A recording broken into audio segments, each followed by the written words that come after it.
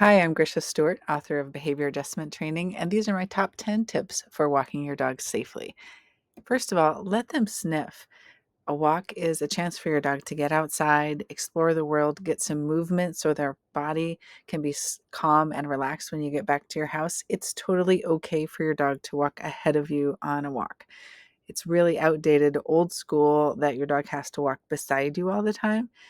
I have my dog walk beside me for emergencies or certain times to pass by things. That's like called heel or a casual heel. You can totally train that, but they don't have to be doing it all the time. Second, pay for check-ins. You can use a treat or toys. I use little tiny treats or just a scritch on the rear if my dog likes that. And anytime your dog checks in with you, this is a time to say, hey, thanks for that. So even just simply noting that eye contact, looking at them calmly and saying thank you will go a long way toward building a solid walking relationship. But little tiny treats that are extra stinky, those will help you out too.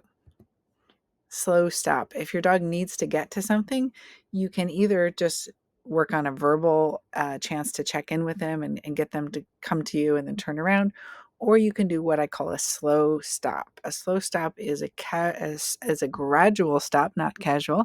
Also, it looks casual to people looking at it, but it is a gradual slow stop where you let the line out kind of as you bring your body to a stop.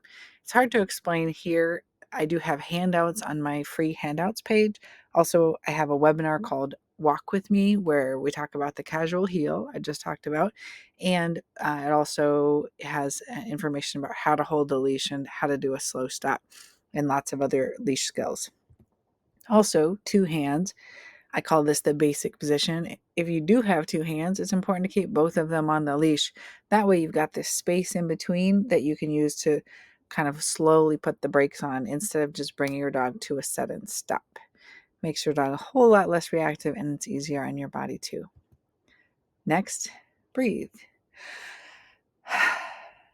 Your state of arousal will affect your dogs. You co-regulate with each other. So in my stop pulling class, I have an entire section on the glimmer, which is basically an opposite of a trigger. So things that you can look at that remind you to breathe and then remind your dog that everything is okay and that they don't have to be pulling all over the place. Quality time. If you have more than one dog, think about walking maybe just one of them at a time, unless they're really good together. By having the shorter walks where you can really focus on their needs the entire walk, you actually meet more of their needs. Number 7, get a harness. I love back clip harnesses. It allows dogs to move left and right and to be able to have full range of motion. Sometimes I clip on the front as well.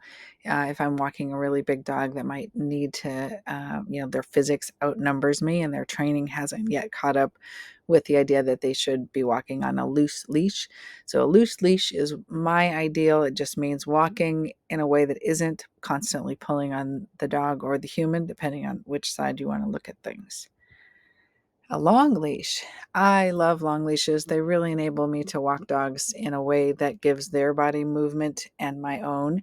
Dogs simply have more legs than I do usually, and so they're walking faster, and that means then being able to let the line out and in is really easeful. And that's not the same thing as a retractable leash, or also called a flexi.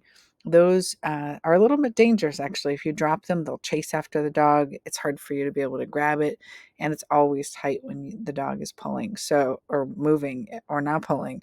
So I recommend not having a flexi leash unless you really are taking the time to, say, wear gloves and use the tape one so you can grab it and keep it unlocked. There's a lot to it.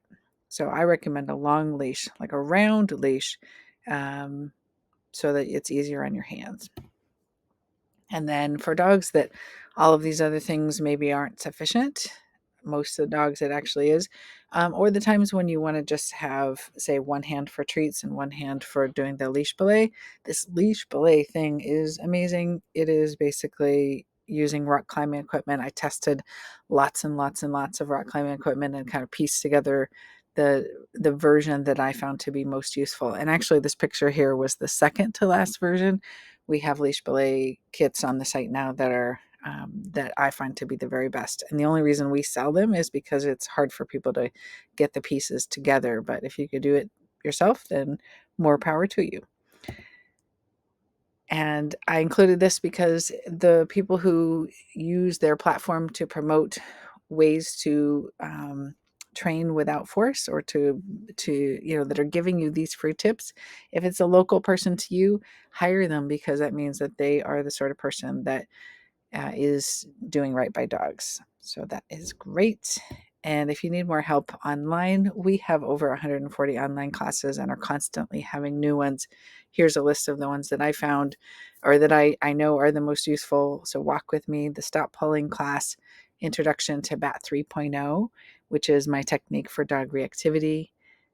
The Leash Ballet, there's a special class just for how to use that. Predation Substitute Training by Simone Muller. My school has tons of instructors from all around the world. A lot of my favorite people, I specifically choose people that I admire to teach at my school. And the next webinar is about trauma and treatment techniques for dogs affected by trauma with Danielle Beck. So if you're seeing this after the live session, it will be recorded, so it's still not too late, but March 6th, 2024 is when this is going to be live. So thank you so much, and enjoy your walks with your dog.